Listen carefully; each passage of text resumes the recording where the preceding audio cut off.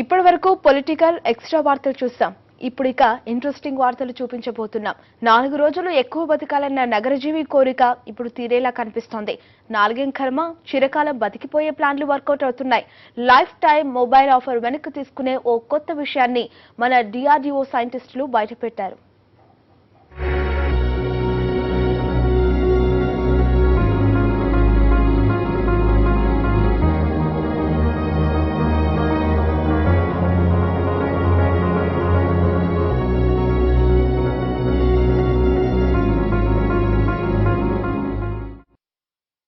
మనుషులు బతకడమే దుర్లభమైన హిమాలయాల్లో ప్రాణాలు పోసే సంజీవని ఉంటుందంటున్నారు.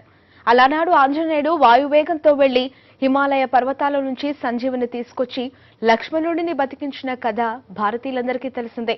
హిమాలయాల్లో సంజీవని ఉంటుందని తెలుసు, కానీ అది ఎలా ఉంటుందో దాన్ని గుర్తించడం ఎలాగో తెలిసింది చాలా తక్కువ.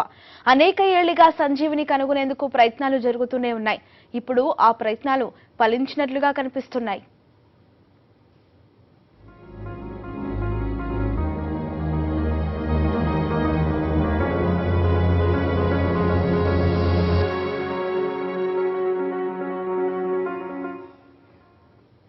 ప్రాణాలు కాపాడే శక్తే కాదు, రోగ నిరోధక వ్యవస్థను మెరుగుపరుస్తుందట సంజీవని.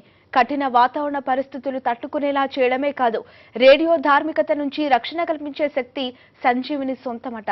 సంజీవనిగా భావిస్తున్న మొక్కల్ని కాశ్మీర్లోని లడఖ్లో గుర్తించారు. స్థానికంగా దీన్ని సోలో అంటారు.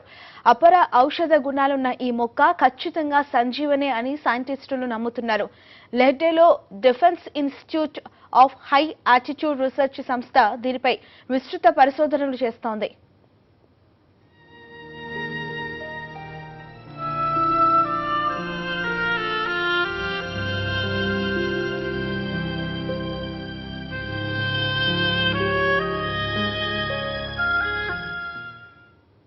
లడఖ్లోని మారుమూల ప్రాంతాల్లో ఉండేవాళ్లు ఈ మొక్క ఆకుల్ని కూరగా తింటారు. వినాయక చవితి నాడు తినే తుమ్మికూరను తలపించే ఆకుపచ్చని ఆకులు, పసుపు పచ్చ పూలతో చాలా ఆకర్షణీయంగా కనిపిస్తుంది ఈ సంజీవని మొక్క. ఈ మొక్క బొటానికల్ పేరు రేడియోలా. సంజీవని మొక్క ప్రస్తావన రామాయణ కాలంలోనే ఉంది. రామరావణ యుద్ధంలో రావణుడు వేసిన బ్రహ్మాస్త్రానికి లక్ష్మణుడు స్పృహ కోల్పోతాడు. లక్ష్మణుడు బతకాలంటే మంచు కొండల్లో ఉన్న సంజీవుని తీసుకురావాలని వైద్యుడు చెప్పడంతో హనుమంతుడు ఆగమేఘాలపై వెడతాడు. సంజీవుని ఉన్న పర్వతాన్ని గుర్తిస్తాడు, కానీ ఆ మొక్కను గుర్తించలేకపోతాడు. దీంతో ఏకంగా ఆ పర్వతాన్నే పెకిలించి తీసుకొస్తాడు. వైద్యులు సంజీవిని మొక్కను గుర్తించి లక్ష్మణుడికి ప్రాణం పోస్తారు. రామాయణం చదివిన వారికి ఇదో అద్భుతం.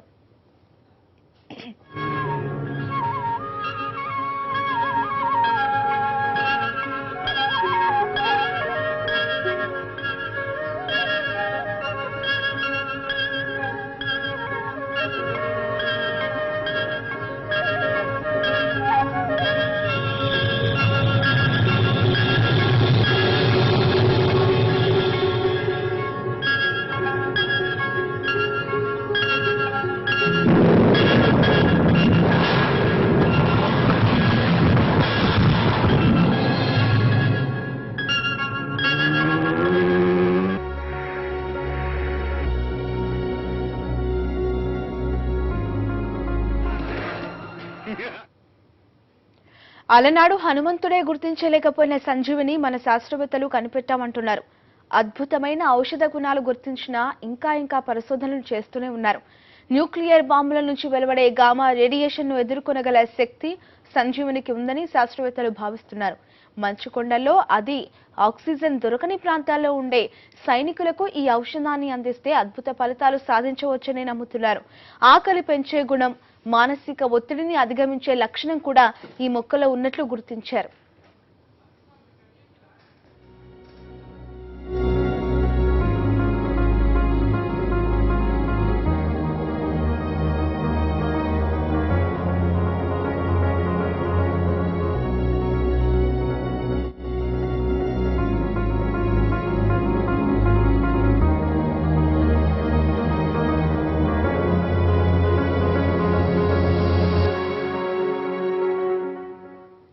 అనేక సినిమాల్లోనూ సంజీవిని ప్రస్తావన చూడొచ్చు.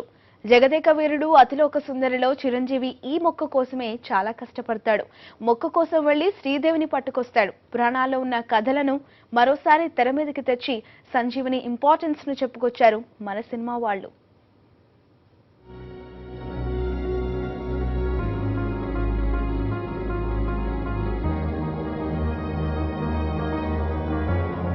చరకుడు రాసిన చరక సంహితం అనే గ్రంథంలో ఈ వెన్నుముకకి సంబంధించిన వైద్యం రాసింది నాయన. శుభం భావుకం అనే మూలికని తెచ్చి దాని తైలంతో ఒక మండలం రోజులు మర్దనం చేస్తే తప్పకుండా గుణం కనిపిస్తుంది. స్వామి, ఆ మూలిక ఎక్కడ దొరుకుతుంది? హిమాలయాల్లోని కైలాస శిఖర ప్రాంతంలో ఉన్న మానస సరోవరం పరిసరాల్లో మాత్రమే ఆ శుభం భావుక లతలు కనిపిస్తాయి. వాటిని ఎలా గుర్తించడం? అవి స్వయం ప్రకాశాలు.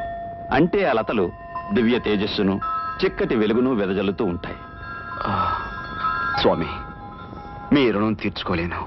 వెంటనే ఈ క్షణమే నేను మానస సరోవరం బయలుదేరతాను.